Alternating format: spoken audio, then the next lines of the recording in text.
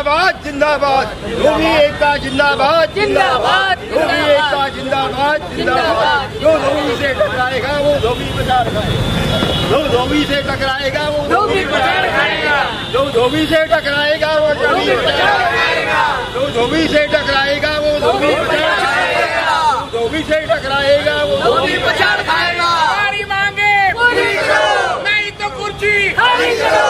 हमारी मांगे पूरी करो, असं कसा देत नाही, असं कसा देत नाही।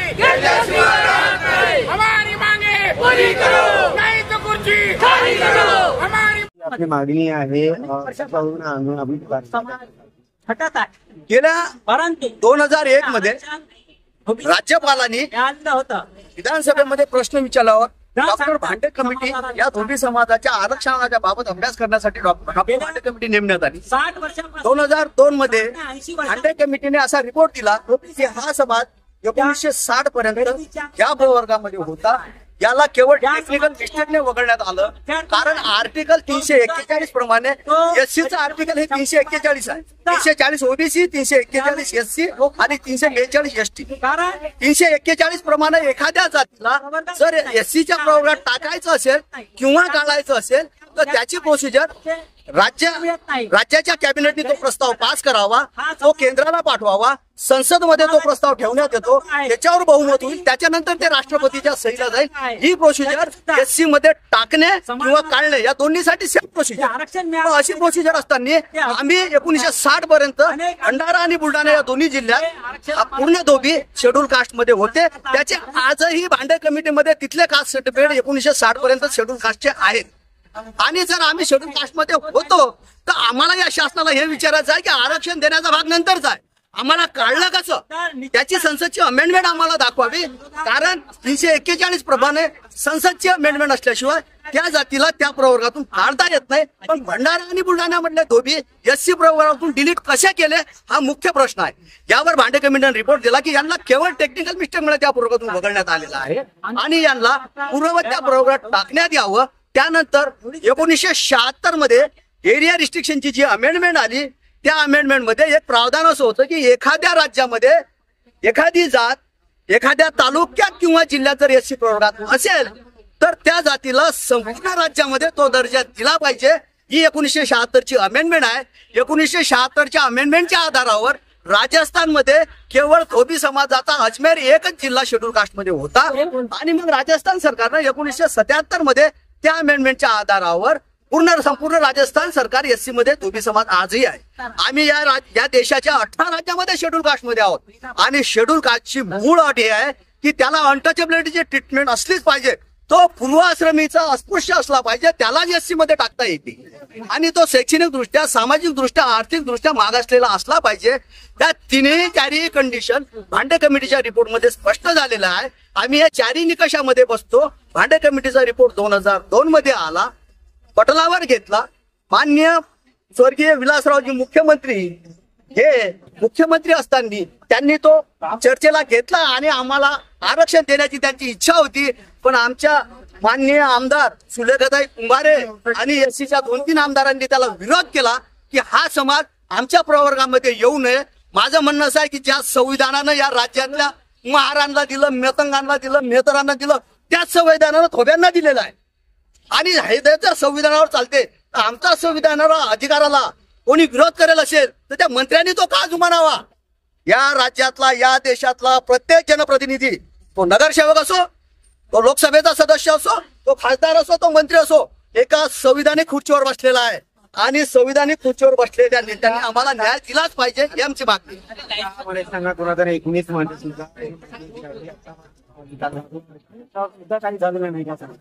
2019 4 सप्टेंबर 2019 ला माननीय देवेंद्र फडणवीस साहेब मुख्यमंत्री असताना त्यांनी हा अहवाल केंद्राला पाठवला, परंतु केंद्राने यांना परत पत्र पाठवलं की आरजीआयचा अहवाल याच्यावर असला पाहिजे। म्हणजे 2003 नंतर आरजीआयचा अहवाल आणि राष्ट्रीय मागासवर्गीय आयोगाचा अहवाल हे 2 अहवाल आरक्षण देण्यासाठी कंपल्सरी केले। परंतु आमचं म्हणणं असं आहे की भांडे कमिटीचा रिपोर्ट जर राज्य शासनाने स्वीकारला तर भांडे कमिटीची फाइंडिंग म्हणते की यांना पूर्ववत टाकलं पाहिजे। तुम्ही जे आरजीआयचा अहवाल मागता, तुम्ही आरटीचा अहवाल मागता, तुम्ही एनसीबीसीचा राष्ट्रीय मागासवर्गीय आयोगाचा अहवाल मागता। ही कंडिशन एखाद्या जातीला त्यामध्ये नवीन प्रविष्ट करायचं असेल हे त्याच्यासाठी प्रोसिजर आहे, आमच्यासाठी ते प्रोसिजर असू शकत नाही, कारण भाटे कमिटीच्या रिपोर्टमध्ये इनजस्टिस फायनल झालेला आहे। आम्ही आरक्षण मागत नाही आहे, महाराष्ट्रातला धोबी या शासनाला आरक्षण मागत नाही आहे। भाटे कमिटीच्या रिपोर्टनुसार जो रिपोर्ट तुम्ही स्वीकारला शासनाने, त्याच्यात जो अन्याय सिद्ध झाला तो अन्याय दुरुस्त करा आणि पूर्वत आम्हाला आरक्षण द्या, ही आमची मागणी आहे। तर धोबी पछाड सरकारला भेटणार का? डेफिनेटली त्यांनी धोबी पछाड बघितलंच नाहीये। जे ते चमकलेले कपडे घालून जे स्टेजवर बसतात ना, ते चमकलेले कपडे घालून बसण्याचं जे त्यांचं भाग्य आहे किंवा जे त्यांचं श्रेय आहे ते सर्वच्या सर्व धोबी समाजामुळे आहे। धोबी समाजाने जर निश्चय केला की तुम्ही चमकलेले दिसणार नाही, तर त्यांनी त्यांचे दुपट्टे सांभाळून घ्यावे। ते कसे चमकलेले दिसतात हे सर्व काम हा धोबी समाज करतो आहे। संपूर्ण देशाची घाण धोबी समाज स्वच्छ करतो आहे आणि अशा प्रकारे या शांत समाजाचा, भोळ्या समाजाचा दिशाभूल करून आजपर्यंत त्यांना फिरवत आहे। माझी सरकारला एकच मागणी आहे की जी ग्राह्य मागणी आहे, जे आम्हाला आरक्षण होतं ते आरक्षण तुम्ही न सांगता हिसकावून घेतलं आणि हे सांगून हिसकावून घेतलं की आम्ही संपूर्ण महाराष्ट्राचा पुन्हा एकदा सर्वे करतो आणि संपूर्ण महाराष्ट्राला तुमच्या अनुसूचित जातीमध्ये तुम्हाला समाविष्ट करतो। परंतु गेल्या 80 वर्षापासून हे सरकार या धोबी समाजाची दिशाभूल करत आहे। इकडल्या तिकडे, तिकडल्या इकडे या धोबी भोळ्या समाजाला पाठवत आहे। परंतु अशा प्रकारचं काम जर धोबी समाजासोबत करेल तर सरकारला आम्ही चेतावणी देतो की आम्ही यानंतर चूप बसणार नाही। संपूर्ण धोबी समाज लहान लेकरांना घेऊन, लहान मुलांना घेऊन, म्हातारांना घेऊन रस्त्यावर आल्याशिवाय राहणार नाही, अन्नत्याग केल्याशिवाय राहणार नाही। आणि जे आमचं अधिकार आहे जो त्यांनी द्यायला पाहिजे आतापर्यंत ते अजूनपर्यंत मिळालेलं नाही, त्यांनी ताबडतोब द्यावं। आम्हाला कोणत्याही प्रकारचं प्रताडित करू नये, आमची सहनशीलतेची सीमा बघू नये, कारण हा समाज त्यांच्या सोबतच आहे। हे जे निवडून आलेले आहे आमच्या संपूर्ण धोबी समाजाने त्यांना मदत केलेली आहे। मदत यासाठी केली आहे, तत्कालीन मुख्यमंत्री सन्माननीय फडणवीस साहेबांनी 2012 मध्ये जयंत पाटील सोबत होते त्यांच्या, आमच्या आंदोलनामध्ये येऊन त्यांनी हे सांगितलं होतं की धोबी समाजावर हा अन्याय होऊन राहिलेला आहे। ज्या वेळेस मी त्या खुर्चीवर राहील त्यावेळेस तुम्हाला ताबडतोब आरक्षण देईल। परंतु आज गेल्या 10-12 वर्षापासून मुख्यमंत्री पदावर आहेत, परंतु ते झोपून आहे। त्यांची झोप पडलेली नाही, त्यांची झोप उडवणं खूप महत्वाचं आहे आणि ते आम्ही उडवल्याशिवाय राहणार नाही। एवढी मी महाराष्ट्राचे धोबी समाज या वतीने त्यांना चेतावणी देतो आणि त्यांनी ते आमचं काम महाराष्ट्र राज्य धोबी समाज क्रांति का सुमन 60 से सतत हम तमाम महाराष्ट्र के तमाम धोबी संगठन अपनी एकता को मजबूत करके हम लड़ते आए और हमने महाराष्ट्र की सरकार को मजबूर किया डॉक्टर दशरथ पांडे समिति बनाने। सरकार ने मानने की हमारी बात तो कबूल करते हैं, मगर उसके बाद की जो कार्रवाई थी कि भंडारा और बुल्ढाना के अंदर जो हमें आरक्षण मिलता था, आता ना मैं आ रहा हूँ मैं भंडारा और बुल्ढाना का आरक्षण जब से हमारा बंद किया है, सरकार कड़ नहीं फेर रही है, ध्यान नहीं दे रही है उधर।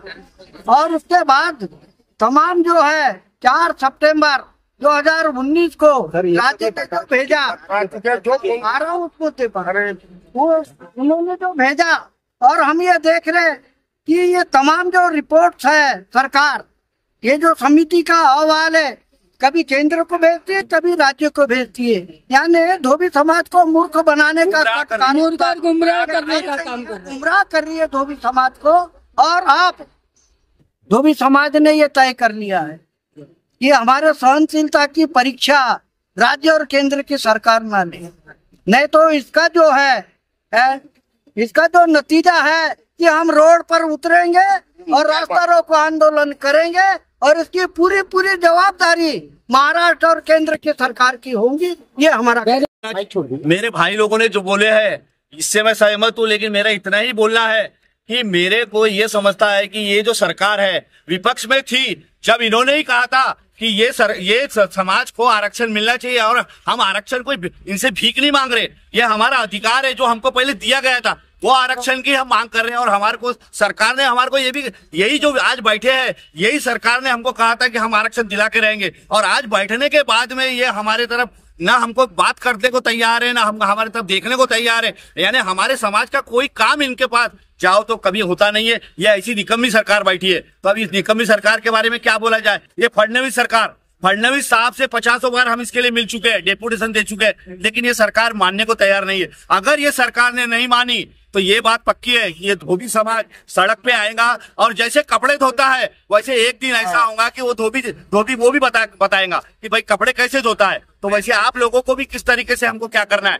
तो ये इन्होंने समझना चाहिए। और हमारे जो बच्चों की आज पढ़ाई, आज हमारे बच्चे पढ़ लिख के आज बेरोजगार है, आज हमारे बच्चे पढ़ लिख के बेरोजगार है, उन बेरोजगार बच्चों का क्या इलाज है, क्योंकि हमारे बच्चों को तो कहीं नौकरी नहीं है। हमारा बच्चा आज पढ़ लिख के बेरोजगार घूम रहा है और खुद धोबी, पढ़ा लिखा बच्चा धोबी का धंधा करता है, उसको नौकरी कहाँ से मिलेगी जब बाकी समाजों को आप कैसे आरक्षण दे रहे। भाई धोबी समाज ने क्या बिगाड़ा आपका। इसलिए मेरा इतना ही निवेदन है कि ये सरकार ने अब जागना चाहिए और जागने के बाद में हमारी जो मांगे है इन्होंने मानना चाहिए। और हमारी मांग इनसे हमारी कोई नई मांग नहीं है, ये हमारी पुरानी मांग है, हम इनसे भीख नहीं मांग रहे, ये हमारा अधिकार है, हक है, तो इन्होंने मंजूर करना चाहिए। और नहीं मांगे तो हम लोग वही करेंगे जो आज तक सभी ने करते आए। इसीलिए आज ये मांगे अब हम बता दे रहे कि इनसे हम लोग बनवा के रहेंगे, नहीं तो हम लोग दिल्ली में जाएंगे, दिल्ली में भी जाने की ताकत है हमारे धोबी समाज में, ये बात पक्की मैं आपको बता दे रहा हूँ साहब।